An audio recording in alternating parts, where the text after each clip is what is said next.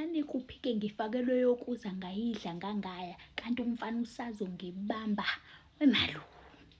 Webabo ngicela ukuthi angitantise edrobheni usuku lonke nemali engangigibele ngayo ethi ngifakele enye imali ngangiyibolekile ethi angiyiboleke. Ngayiboleka imali. Ngingenayo ngisho imali yokudla. Ngingenayo ngisho imali yokudla ingcili. Shuthi into kanje ngathola umfana kuthi ugo. Mangithola umfana kuthi ugo hayi umfana ekhombisa uthando nje ubhuti-ke owayeseqinaqinileke. Khombisa uthando hayi ngikhombise kosisi bami phela siyakhombisana mawunomuntu. Ngibakhombise-ke hayi bemncome bethi right muhle right. Afaka umfana imali, afaka imali engango 800 rand. Lezi imuka nandwendwe zazeka ukuyakulahla la khona kwaku 80 rand mangikhumbula kahle kwaku 80 rand. Wafaka u800 wathwenzela ukuthi ngimthembe ngingathi ngizocitshela ukuthi ngayitshela ukuthi mangifike lapho uzongijikela ngasanginika imali yokuza iyokuphindela emuva. Uyanginika nje mawukuthi nangipha yona-ke. Nangipha yona ukuthi ngiyeza uyabonga ukuthi ngiyeza. Ethi uzongi-edela mawukuthi ngibona ukuthi incane akanankinga yena nokukhipha imali okwamanje usangikhombisa nje. Ngithi hayi-ke ngizoya emfaneni. Bethi osisi bami qobo. Begqibe phansi konyawo bethi awulokotha awuyilapho. Khipha leyo mali idliwe. Sihambe siyokhipha imali. Sidla ama-good vase, siyidla imali. Thiwa ngibhlokhe umfana. Ngimbhlokhe umfana ukuthi go ngimbhlokhe ku-WhatsApp ngimreject ama-calls akhe. Umfana abuye ngenye inamba, abuye nge-fake account-ke kuthi ugo kwabazi ukuthi ugo. Angincenga hayi wenkosazana anginandaba ukuthi imali yami uyidlile ngiyakuthanda namanje ngisangaphinda futhi ngifake enye ngiyakuthanda. Angabe ngihayiza kakhulu mabidliwe izomba. Ungangiblock bengimele ungitshela ukuthi mhlawumbe nezinye idingo mina bengizoku-edela kufakela imali extra. Imali akusiyo inkinga. Angitshela njalo akhulume nje amagama angincenga ibhudo abantu. Hayibo ufuna ukukubamba ekushaya. Angincenga ibhudo abantu ethi ngiyazi kwabanzima ukuthi sithi nami ngenza ubulima wesisi. Kwangamele ngisithi soqala ukubonana ngithoza la ngicela ukuthi sihlangane edrobheni la ngakini. Akhulume nje into engihehayo. Ngishone khona phela mina thathekile. Ngiqhubeke nje isimuzamuza sami nesiphongo-ke ngifike lapha sineke-ke ingovolo-ke nobhuti abe right.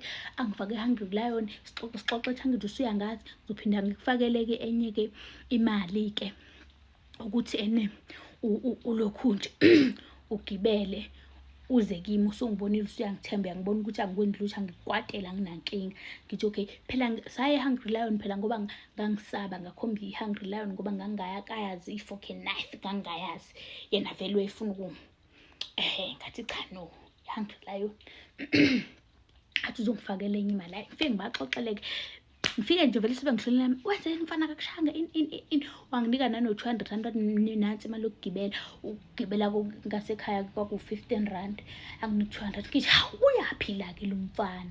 Ngithi hashi kuyaphila batakwethu lokhu. Bethi hayi wosisi bethi hayi cha-ke hayi sasuhamba-ke impela sasuhamba-ke. Kuqhubeka isikhathi kanti ngizovakashela lo mngani wami. Khumbula kahle umngani wami ngangisemsinga yena ehlala eMaritzburg. Akukho lutho kwangekho nje lutho. Afika umngani kumapeketwana ngizokwenza njani ngizolambisa ingane abantu suka kude kangaka ngoba inyanga yayiphakathayo. Ngifonele yena uDali ngimtshele ngithi yazi nenkinga ukuthi umngani uyeza akukho lutho la ekhaya. Ethi ungakhathazeki sithando sami ngimele ungitshele engaze efike kunjalo lapho. Ngithi ethi ngiyakufakela manje ngizokwenza i-cash send wase-Capitec. It's okay. Athi ngikufakela 1000 rand nazi noma lizoba enough. Ngithi mina lizoba enough. Iphinde faka omunye ethi hayi sengi-8 500 rand. Angithi wayengavezanga ukuthi kwakuvele inamba engavezile ukuthi ufake imalini. Athi seku 1.5 kumele ngivuke ekuseni. Ngithi hawe ma anginayo nemali ekugibela ethi iboleke. Kwakukhona vele esasilale sikudlile-ke nomngani-ke okwakukhona vele sasisiqedaqedela-ke.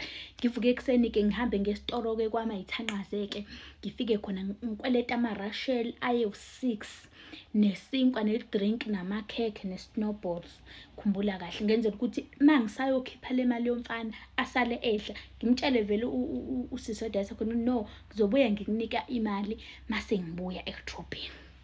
Ngeze umfana phela ungifakelele imali angifakele namaphini. Kuphele-ke sekuphela inyanga-ke. Kuyanyinyitheka-ke kugcwele kuqheqho olayini. Ngiqale eCapitec ngibamba ulayini undwendwe amatekisi angasekhaya ayahlupha-ke. Iteksi yokuqala iphuma ngo-11 eyokuqala iteksi. Iphuma ngo-10 yokuqala edrobheni uzofika nini-ke obvious ngo-11. Ngifika vele omaka enzo kunje bani izalukazi ngubambe ulayini waseCapitec ngubambe kuphela i-hour ngishikashika ulayini. Mangifika lapha iphini ayifuni imali ukuphuma, ngiphinde ngishaya ayifuni imali ukuphuma. Sebeya-complain abantu abasemva kwami, hayi bo wesisi kade phela umile u-ATM yini udinga usizoni kuze kusondele ne-security insisi kodwa ayiphumi imali. Ethi phela ngiyizame eShoprite. Ngimfonele uguy bamfone ngimtshela ukuthi ayiphumi imali le-Capitec. Ethi no uyiphethe ID. Vele angihambi ngingayiphethe ID. Ngithi ngiyiphethe shone ephepha ungakanani ulayini undendende nakhona ngishikashikeke 30 minutes no half. Ngifike mangifike ephepha ithi we uthi siqendu abantu sisi ngeke ngilibe ngidela nawe, ngeke ngilibe ngiphinda yodwa. Tshela lo muntu akashintshe iphini bese uyabuya futhi ethi ngiphinde ngibuye ngoqala phansi ulayini. Ngimfonela hayi kuthiwa shintsha iphini nala ephepha ayifuna ukuphuma. Ethi shone eShoprite. eShoprite ungakanani khona labantu abazobhukha amabhasi kuyanyinyitheka. Ngiwuma ulayini kwaphela-ke 2 hour-ke lapho ngishikashikeka-ke. Angisalambile ngizwe sengishawa isiyezi ngibona ukuthi ngizowa phela ngihambe ngingadle lutho ngisho upetu ngihambe ngingadle ngisho upetu. Ngibona ukuthi ngiyawa njengamanje kulayini. Ngisuke ngihambe khona umama erenke emva kwamatekisi aya ngasekhaya udayisa ukudla lapho khona nomunye eceleni odayisa ophawu udayisa nama-rebooster yonke into. Ngihambe ngiyokweleta iplate lu-60 rand ngikwelete ne-rebooster nophaya ngendlela engase ngilambe ngakho. Ngishaye ngilivale iplate ngiphuze i-rebooster ngibhodle ngidle uphaya ngibhodle ngithatha amandla qale phansi ngobamba ulayini eShoprite. Ngamfonela umfana ngamtshela ukuthi hayi no ngisengiphumulile bengisakweleta iplate la sengiphindela kulayini. Ngiphindele futhi kulayini ngiphinde futhi ngishukashukeke 2 hours seku4 hours lo ifika imali phambi ukuthi nje hashi ngiphinde ngifone ngithi webhuti ayiphumi nje nala eShoprite. Ethi phindela ephepha sengishintsha iphini ngibambe futhi ngiphindele ephepha futhi ngobamba ulayini imali. Ngimtshela ethi no sengiseshile sengifonelile kwaCapitec phindele eShoprite kuthi uzophuma eShoprite ngoba inani no10 rand ngaphezulu ingakho ingaphumi. Dumdumu ngiphindele eShoprite futhi ngifica usuwehla ngihlala 1 hour manje sengispende 5 hours eShoprite. Ngifike eShoprite ngifike ngithi ngihamba imali ngimfonela ibhutashi sengicekile uyabona-ke le mali yakhe ayiphumi. Ngisiqeda kusho njalo kushuhle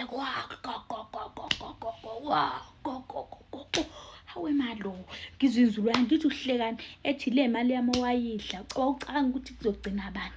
Ukhulume nentombazane ithi mtshele ebheba ngithi ungikleva yena lapho. Ethi hamba lapho ntombazane othi ukuzulazula phindele ephepha futhi angithi ungikleva wena. Kusho intombazane omxhosa ithi ungikleva wena ndwebile phindela futhi ephepha.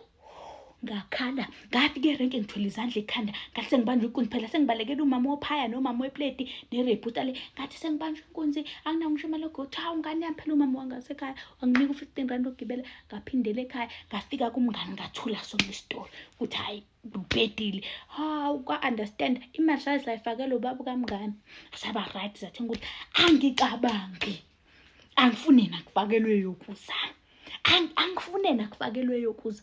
Danke emalini zabantu ngagcina lapho. Sorry amen thank you emalini zabantu. Wangiblock ubhuti saphumana nje ngiphindanga ngambona kuze kube namhlanje. Amen.